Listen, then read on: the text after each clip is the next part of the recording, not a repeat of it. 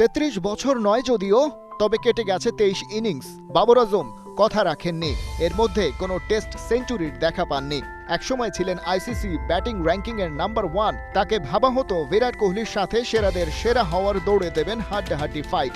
সেই তিনি এখন এতটাই রানের অভাবে ভোগেন যে একাদশ থেকেই ড্রপড হয়ে যান। ইস্যুটা আবারও সামনে আসছে, কারণ ওয়েস্ট ইন্ডিজের বিপক্ষে মুলতান টেস্টে তার এক হঠকারী সিদ্ধান্ত। ২২ বল খেলে ফেলেছিলেন, নামের পাশে যোগ হয়েছিল ৮ রানও।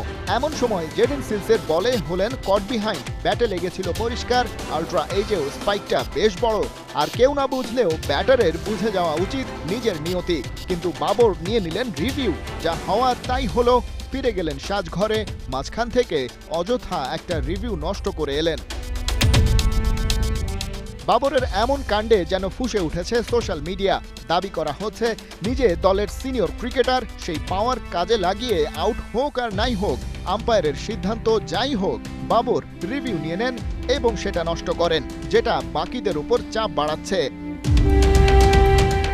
পাকিস্তান ফ্যানবেজের এক এক্স হ্যান্ডেল থেকে পোস্ট করা হয়েছে, বাবর রান পাচ্ছেন না, আবার রিভিউ নিয়ে বাকিদের বিপদও ডেকে আনছেন।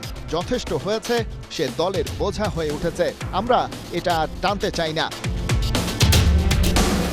বাবর নিজের উপর চাপ খানিকটা কমাতে পেরেছিলেন গেল সিরিজে সাউথ আফ্রিকার বিপক্ষে। প্রথম ম্যাচের দ্বিতীয় ইনিংসে একটা 50, দ্বিতীয় ম্যাচে ছিল 2 হাফ সেঞ্চুরি। এর আগে লাল বলের ক্রিকেটে সবশেষ 50+ রান করেছিলেন 2022 সালের ডিসেম্বরে। সেবার করাচিতে নিউজিল্যান্ডের বিপক্ষে খেলেছিলেন 161 রানের ইনিংস। কিন্তু পরের 19 ইনিংসে আর কোনো 50-র দেখা পাননি।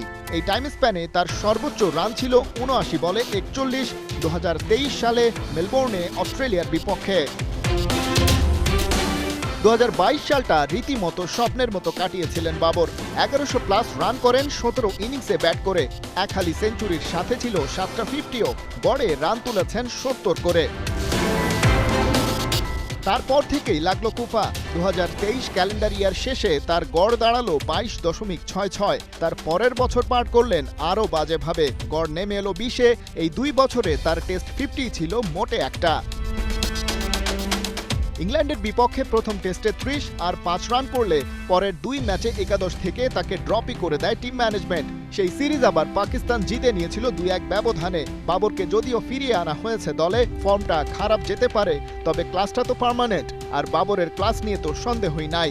তার উপর তাই এখনও আস্থা হারায়নি ম্যান ইন গ্রিন ম্যানেজমেন্ট, যেই আস্থা বাংলাদেশের ক্লাসি ব্যাটার লিটনের উপর থেকে হারিয়ে গেছে টাইগার নির্বাচকদের।